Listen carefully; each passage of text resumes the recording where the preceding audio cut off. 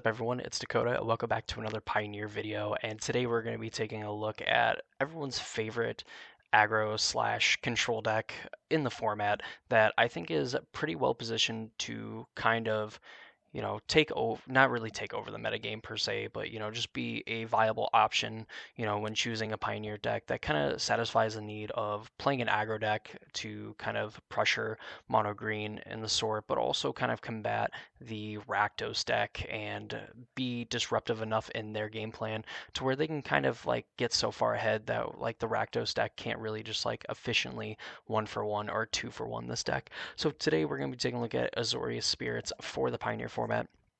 Of course, before we get too deep into the deck, as always, if you enjoy videos like this, you enjoy modern content or other videos that aren't modern or pioneer, I guess, like essay type videos, please consider subscribing to the channel and ring the notification bell as well. So in that way you are notified when those videos get uploaded. And if you go to the links in the description of this video, you will find the deck, you will find the Discord server and the Twitch channel as well, that you can follow me over there when I go live on Twitch. So anyway, getting all that out of the way, Azorius Spirits is essentially a two-color aggro deck, and much like Mono Blue from like the standards, like from years past, where we had, just straight up Mono Blue like aggro that was playing cards like Curious Obsession, uh, basically just like playing these efficient creatures that wear this Curious Obsession very well, and kind of getting your advantage per se from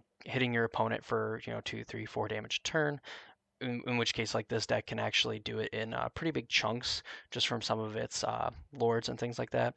But hitting your opponent, drawing cards, and kind of keeping the advantage up by playing some of these cards at instant speed, but also having like protection slash like counter spells. So here you have in the one drop slot, you have Mausoleum Wanderer and Spectral Sailor. Spectral Sailor is that flash threat that we were talking about, where like you can play these at the end step on like the first turn, and just eventually get to a point where you can sink your mana into it by getting to draw a card, which kind of fits the theme of the deck where it wants to just get ahead on card advantage and get ahead on the board as well. Mausoleum Wanderer is a little bit more disruptive. Definitely doesn't necessarily want to wear a lofty excuse me, a Curious Obsession, for the fact that it does have the ability to sacrifice it to counter an instant or sorcery spell unless his opponent pays X, where X is equal to its power.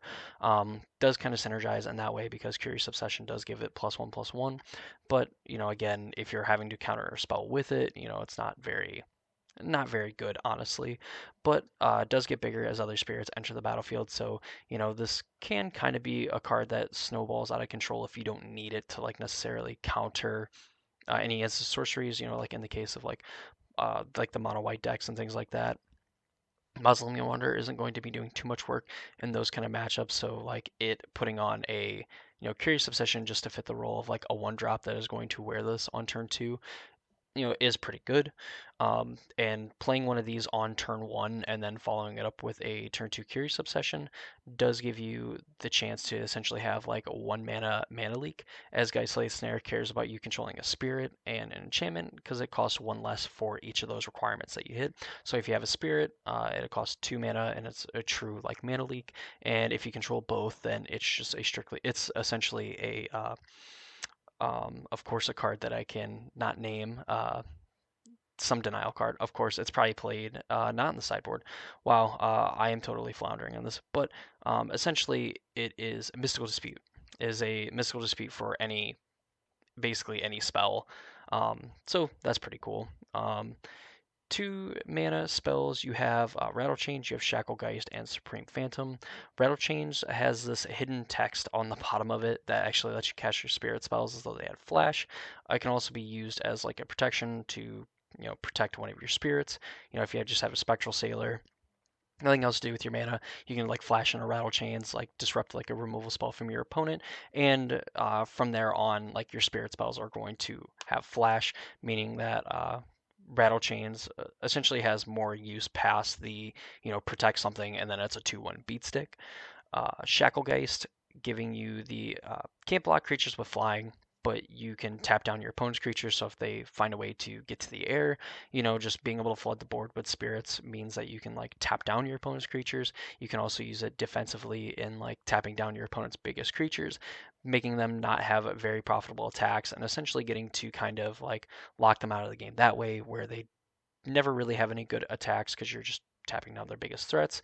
And then, of course, getting to use like your spare mana to extend your board in the way of just like playing more spirits, maybe playing these Supreme Phantoms, which are essentially just lords for your spirits, maybe drawing cards with like Spectral Sailor and things like that. So it could just be a very annoying card to have to deal with when you are playing like mono white or even kind of like mono red, just from the fact that again there are those like protection spells and rattle chains and even just Supreme Phantoms threatening to make it bigger than most of the normal burn spells played in the format. This deck in particular is playing one Catilda Dawnheart Martyr, which is a spirit. Flying lifelink protection from vampires, which, I guess could be relevant in some certain matchups. Its power toughness is equal to the number of permanents you control that are spirits and or enchantments, so it just has this ability to be this big giant creature that of course then gets pumped further by Supreme Phantom and getting to put like Curious Obsessions on it, essentially like getting to hit your opponent, make racing situations very hard, which is pretty brutal for this deck to deal with in the fact that if you are behind on the board, it is very hard to get ahead. And while this deck does have some catch-up mechanisms in the way of like getting to play lords and make some of its 1 and 2 drops a lot bigger than their rate, uh, it really still does not want to get into racing situations because you need a lot of those. And Gatilda, in a way, kind of like shores that up by sometimes just playing like a giant lifelink threat that your opponent is not going to be able to attack through, and that you're going to be able to attack with in the scenarios where it helps you. It does have the Disturb mechanic, which essentially enchants it and gives it the text box of the Catilda itself, giving the creature flying lifelink, protection from vampires, and also getting to count itself as like the enchantment. So it's going to give itself at least like +2/+2 to whatever it is, which of course we've seen on cards like Supreme Phantom are pretty big and definitely protects it very well against some of the other removal options that we have in the format.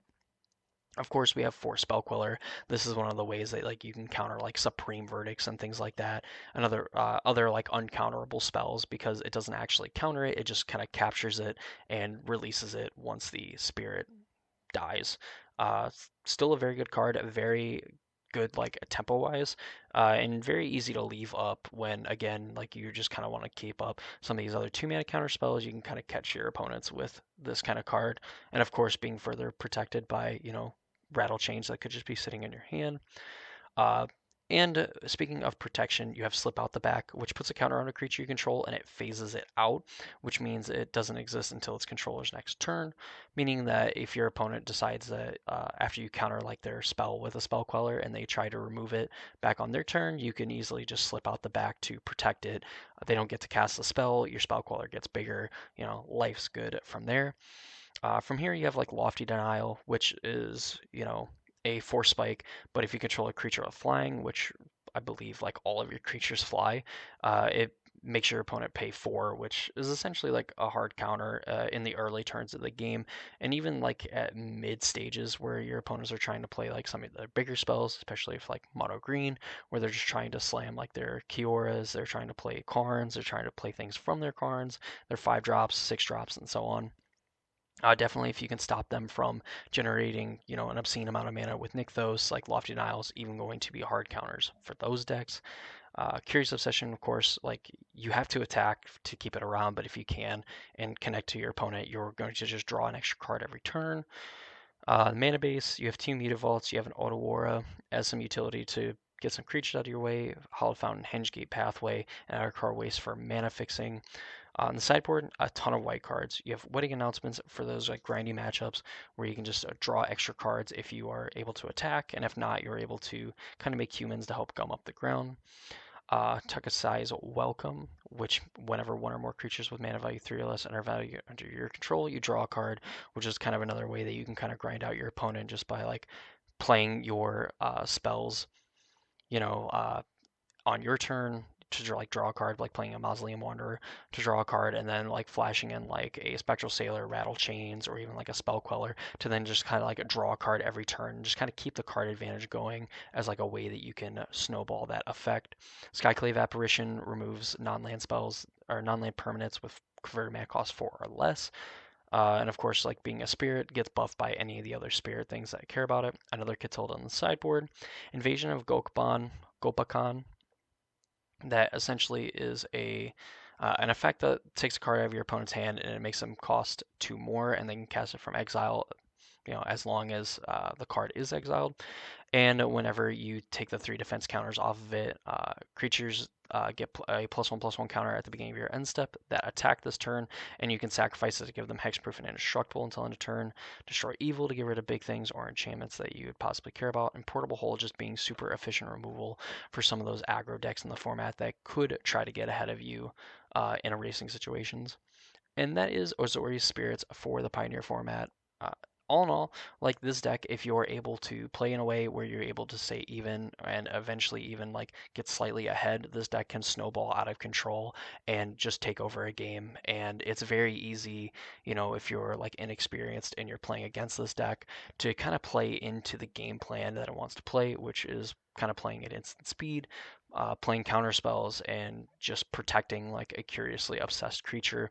And once they get 1 or 2 on it and they just have like 3, 4, 5 lands in play, it is a deck that is very hard to beat. And you're just essentially hoping that it kind of whiffs at that point from drawing like its protection spells or just drawing any gas in general. But yeah, if you enjoyed this video, please consider leaving a like on it, and of course subscribing to the channel. Ring notification bell for notifications on future videos. Follow the links in the description to check out the deck if you want to play it for yourself. You want to follow me on Twitch or join the Discord server as well. That's going to do it for me. I hope you all enjoyed, and I hope to see you all in the next video.